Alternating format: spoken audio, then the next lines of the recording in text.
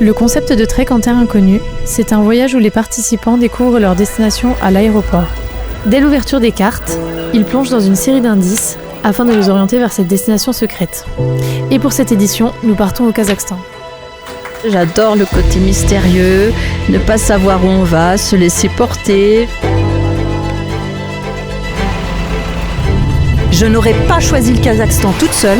Et ça a été une très très très belle surprise.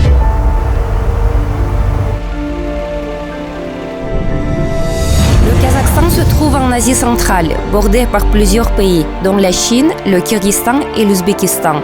Nous allons traverser à pied les montagnes du Tian Shan, qu'on appelle aussi les monts Célestes. C'est une région très sauvage où nous allons passer des cols à plus de 3700 mètres, contourner des lacs glaciaires, traverser des alpages fleuris et des vallées totalement épargnées par la présence humaine, mis à part quelques yourtes de bergers isolés. Un vrai voyage hors du temps.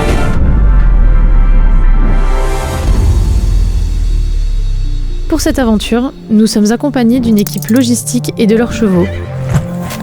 Chaque jour, ils déplaceront et établiront notre camp au cœur de magnifiques panoramas. On passe d'un paysage, les canyons, les forêts, presque la jungle. Des rivières, des torrents.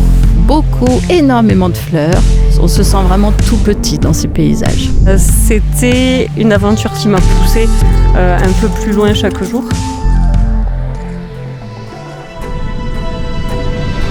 Les 10 derniers mètres, tu ne vois rien, et puis d'un coup, devant toi, un paysage de fou.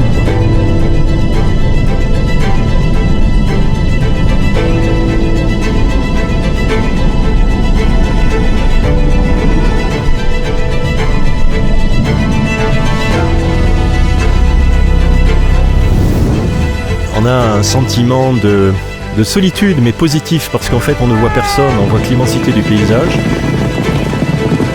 Tout d'un coup, une yourte plantée là, en plein milieu de rien. Et ça, c'est génial.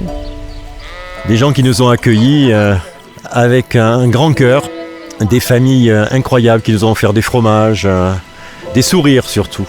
Et c'est un moment de partage, une hospitalité, et c'est vraiment intense.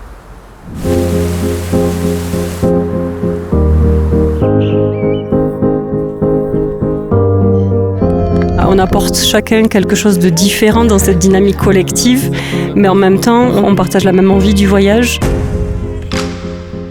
Je trouve le fait de ne pas savoir où on va, mais tout le monde le découvre en même temps, ça a créé une espèce de synergie, ça a été génial. À peine une semaine, on est dans l'intimité du groupe. T'abordes des sujets que t'abordes même pas avec tes amis. Et on partage des choses très fortes. On a créé des liens extraordinaires. Et on se découvre individuellement et collectivement.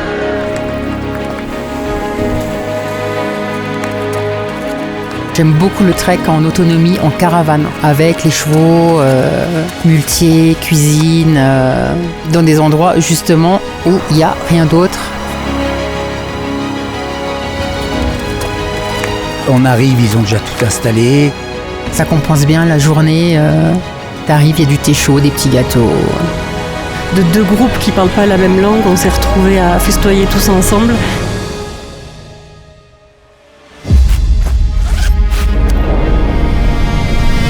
J'ai vécu une aventure humaine, physique, parce que c'est quand même pas donné à tout le monde de faire ça.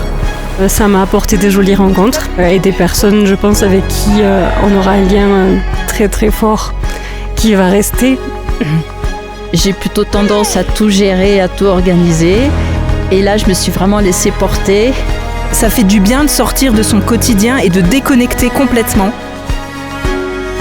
Ça fait plusieurs années, je pense que j'ai pas réussi à déconnecter. Je pense qu'il n'y a pas beaucoup de moments où on peut vivre ça.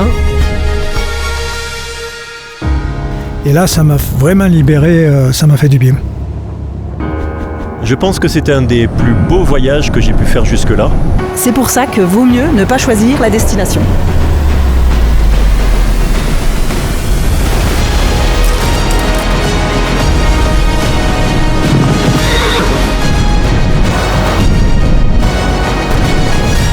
Quelle chance en fait, quelle chance de pouvoir vivre ça.